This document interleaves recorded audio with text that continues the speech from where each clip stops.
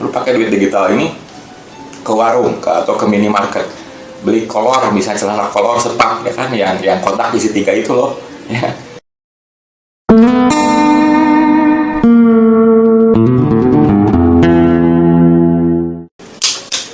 Halo, bangun, woi bangun. Halo, jumpa lagi ya sama Bacot Aja Guru. Nah, nih kita ngobrolin kemarin kan trilogi udah kelar ya, trilogi soal duit digital, identitas digital, platformnya, blockchain segala macam. Nah kebetulan minggu lalu tuh gue lagi ngamatin suatu event penting di dunia ya kan. Minggu lalu ada konferensi World Economic Forum di Davos, Swiss.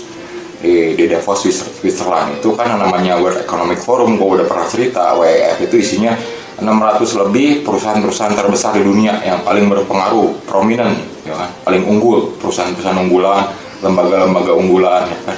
Udah kelas-kelasnya Google, Tesla ya, Amazon dan lain-lain lah yang luar biasa gitu kan. Nah ini gue download PDF-nya, agendanya itu ngomongin apa aja sih mereka nih, elit-elit ini ya kan. Gue download PDF-nya, banyak sih, ratusan topik dengan per topiknya beberapa pembicara gitu.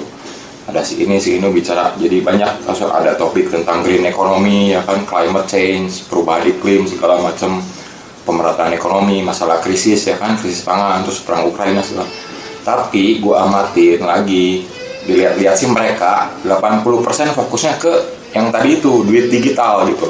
80% kayaknya itu udah jadi prioritas mereka untuk beresin itu dulu ya kan.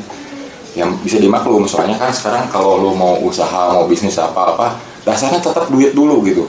Asal ini urusan finansial, urusan moneter ini diberesin dulu, itu fondasi gitu. Itu fondasinya udah beres, baru kesananya bisa jalan yang lain gitu kan. Jadi mereka fokusnya ke situ dulu. 80% gue amatin fokus dunia itu ke situ dulu ya. Nah, makanya gue pengen bikin video lagi, kita perdalam kan. Kalau yang kemarin kita bicara tentang QRIS itu kan sebenarnya cuma user interface-nya aja. Jadi kalau misalnya pakai aplikasi apa, mau belanja apa, user interface-nya itu ya itu QRIS code itu. Tapi sebenarnya duit digital itu kalau dia lebih kita telusuri lebih dalam, apaan sih gitu kan. Jadi ini istilahnya duit digital ini ada yang namanya CBDC ya kan. Apakah CBDC? Central Bank Digital Currency, atau mata uang digital bank sentral. Nah ini diisunya oleh bank-bank sentral masing-masing negara ya. Indonesia ya ada digital rupiah gitu kan. Cina ada digital yuan dan udah terbit. Yang udah terbit tuh RRC, Cina, Nigeria udah punya Inaira, dia mata uangnya kan Inaira. Terus Bhutan udah keluar, Palau. Karena mereka kecil dulu, gua amatin sih. Mereka udah pada pakai uang digital. Karena apa? Perbankan mereka untuk negara kecil itu agak terpencil ya kan.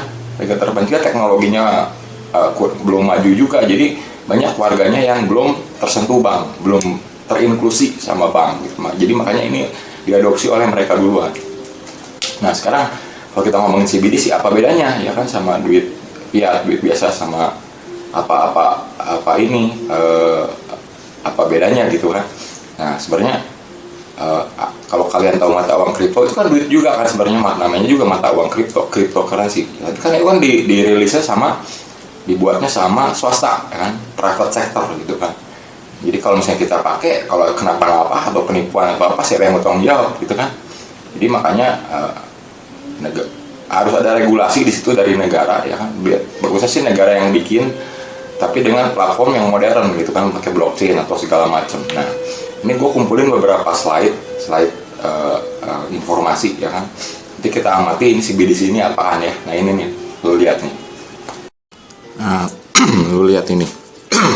Mungkin kalau kalian mau tahu atau riset lebih dalam, tinggal ketik di Google CBDC Indonesia misalnya. Ntar banyak banget informasi infografik kayak gini nih kan, tentang apa sih mata uang digital, apa sih CBDC ya kan.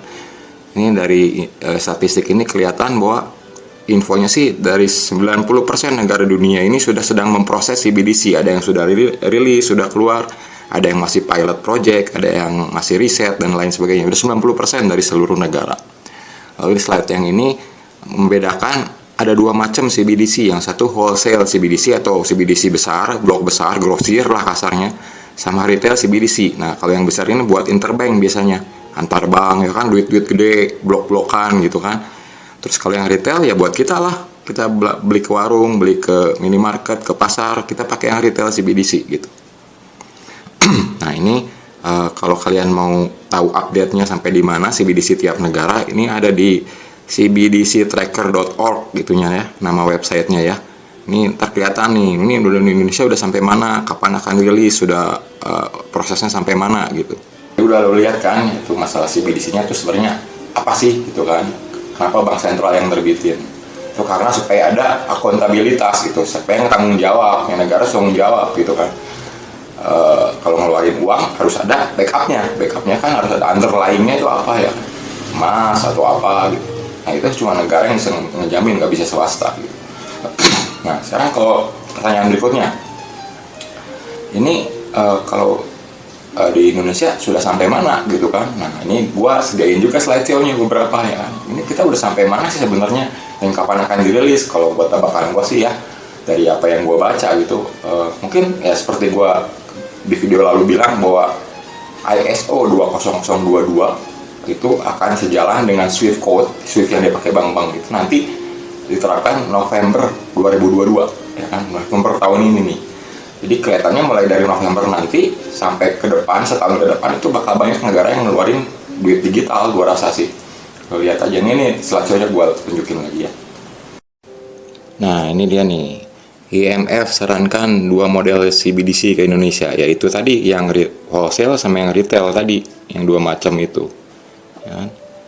BI dan BIS mengajak inovator untuk memecahkan tantangan mata uang digital. BIS ini Bank of International Settlement, dia yang ngatur clearing semua bank sentral di dunia nih. Ya kan, jadi ini udah urusan internasional ini. Tuh kan, BI bocorkan kajian lengkap CBDC yang akan dibahas di forum G20. Nah, bukan cuma World Economic Forum aja, tapi ntar kan kita Oktober G20 ini akan dibahas juga. Jadi kelihatan banget bahwa urusan uang digital ini jadi jadi fokus dunia banget, di mana-mana forum internasional dibahas gitu ya. BI usul uang digital jadi topik bahasan tuh di G20. Cross border payment masuk dalam pembahasan G20. Cross border payment ya sistem transfer antar negara gitu kan. Selama ini kan Swift lemot, ganti pakai blockchain. Nah, lalu ada launching juga Techsprint. Techsprint ini ngundang para inovator, para programmer di Indonesia untuk bikin format CBDC itu untuk Indonesia. Nah, udah tahu kurang lebih sekarang udah sampai titik mana nih kita nih semua sekarang nih. Apakah masih lama atau sebentar lagi? Gua rasa sih antara 1 sampai 3 tahun. Target akhirnya sih 2025. Kayaknya fiat udah mau ditinggalkan, semua udah digital gitu transaksi. Dan itu nanti semua pakai teknologi, semua pakai seperti yang gue bilang, identitas biometrik apa segala macem, terus RFID ya kan. Ini gue baru baca berita juga bahwa nanti tol udah nggak usah pakai kartu lagi, lewat doang udah langsung debit gitu, lewat debit. Nanti semua akan kayak gitu, pembayaran itu udah nggak usah konvensional pakai duit kertas, pakai kartu atau apa, enggak. Nanti arah ke situ nanti, dan itu akan di-embedded ke biologis kita, jadi bioritmik jadinya. Nah, terus sekarang pertanyaan paling penting, keunggulan sama kekurangannya apa? Keunggulannya ya jelas, satu, teknologi maju ya kan, karena teknologi udah pasti lebih cepat. Transaksi apapun itu yang namanya Swift kan dari tahun 70-an, kalau transaksi apa-apa dia bisa makan berhari-hari. Transaksi transfer misalnya antar negara, kirim duit, misalnya orang yang kerja di luar ya kan, kirim duit ke sini bisa makan waktu berapa hari, biayanya mahal. Kalau teknologi yang blockchain ini enggak, dia lebih cepat dan sangat-sangat murah ya kan? Hitungannya sen. Lu tahu nggak sih, sekarang kan akhir-akhir ini banyak aplikasi di Android yang nawarin transfer gratis nggak ada biaya transfer.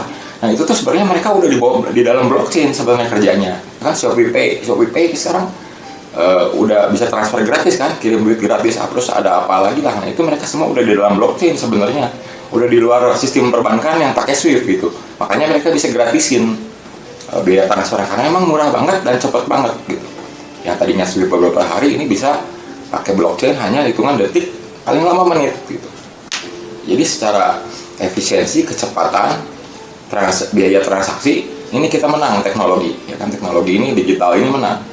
Cuma dibalik semua kelebihan itu, kekurangannya apa? Yaitu karena dia sistemnya ledger terdistribusi, open ledger, jadi semua transaksi lo kelihatan. Misalnya lo pakai duit digital ini ke warung atau ke minimarket, beli kolor, misalnya celana kolor sepak, ya kan, yang kotak isi 3 itu loh, ya.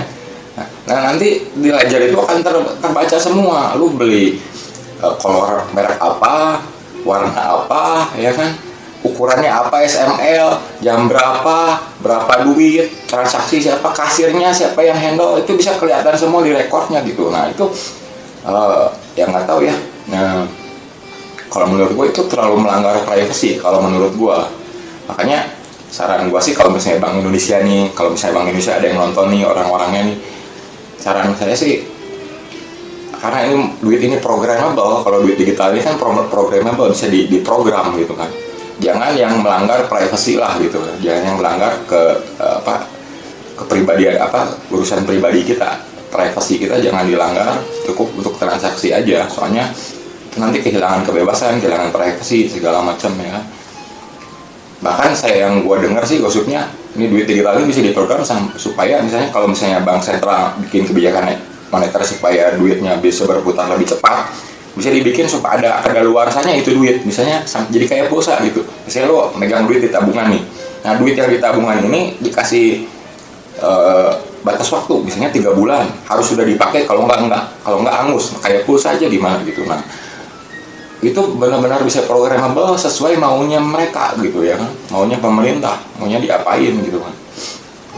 Jadi kebijakan moneter kan diaturnya secara digital nantinya. Nah ya itu ada kelebihan satu yang tadi gue sebutin ya, dan kekurangan tentu saja. Cuman yang mudah-mudahan aja semua pihak niat baik supaya jangan sampai kebebasan itu, privasi itu, kebebasan individu itu